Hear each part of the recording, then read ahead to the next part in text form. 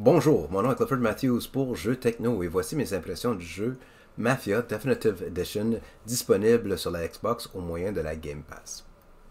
Alors le jeu Mafia en soi, c'est un jeu auquel on se retrouve dans les années 30. Alors c'est un jeu d'époque auquel on incarne un personnage qui s'appelle Tommy, qui est un chauffeur de taxi qui se fait introduire dans un monde de mafia, et puis un événement suite à un autre événement, alors là maintenant il fait partie de cette troupe.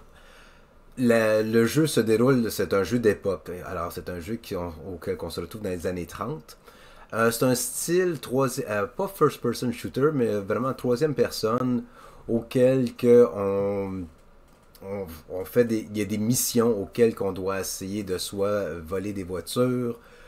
C'est un peu style Grand Theft Auto, mais dans les années 30. Alors, on vole des voitures, on essaie de donner une leçon aux autres qui essaient d'infiltrer notre territoire. Des, il y a des courses de voitures, et ainsi de suite. On peut ramasser des armes, on peut faire du tort à l'autrui, ainsi de suite. Ça étant dit, le jeu en soi, on voit qu'il date de quelques années, je pense que quasiment à 25 ans, c'est pas un petit peu moins, ben 22, 23 ans. Ils ont rehaussé le visuel, ils ont rehaussé l'audio, le tout est spectaculaire, ben spectaculaire. On voit qu'il y a eu un effort du jeu si vous avez été fan de la série Mafia à l'époque. Ça étant dit, est-ce qu'il est digne d'un jeu de la Xbox, la nouvelle console de la Xbox? Pas nécessairement. Par contre, l'histoire en soi on se fait. L'histoire est bonne, dans le fond. Ce que j'ai pas vraiment apprécié, c'est vraiment les courses ou la manipulation des voitures, parce que les contrôles sont un peu, je dirais, flous, auquel que c'est difficile à contrôler, difficile à manipuler.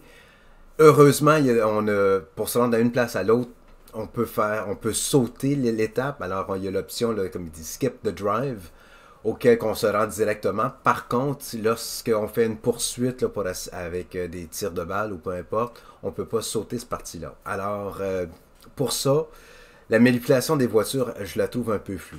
Au point de vue de se cacher ou puis le contrôle du jeu en soi, il y a des aspects qui sont pas nécessairement, je ne veux pas dire plaisants, mais on dirait que c'est un peu plus difficile à maîtriser. Ça étant dit, l'histoire est bonne.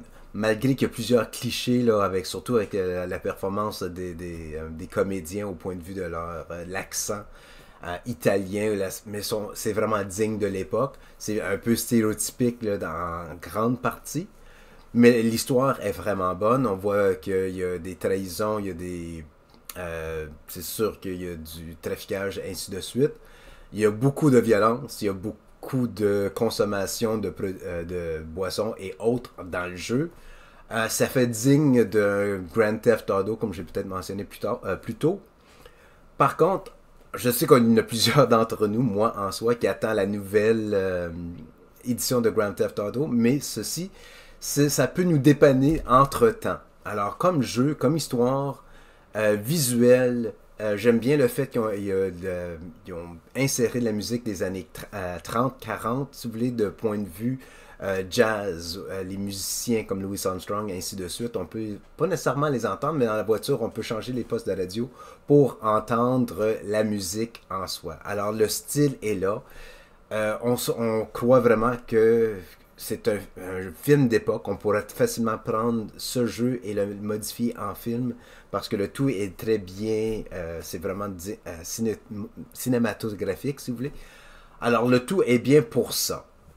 Ma plus grande déception, là, c'est vraiment les contrôles. C'est difficile, pas difficile, mais c'est juste que se cacher autour d'un coin, c'est pas évident à faire.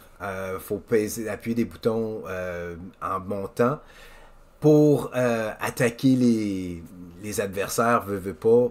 C'est vraiment juste un button smash, appuyer le bouton rapidement, puis on peut facilement se défaire de l'ennemi.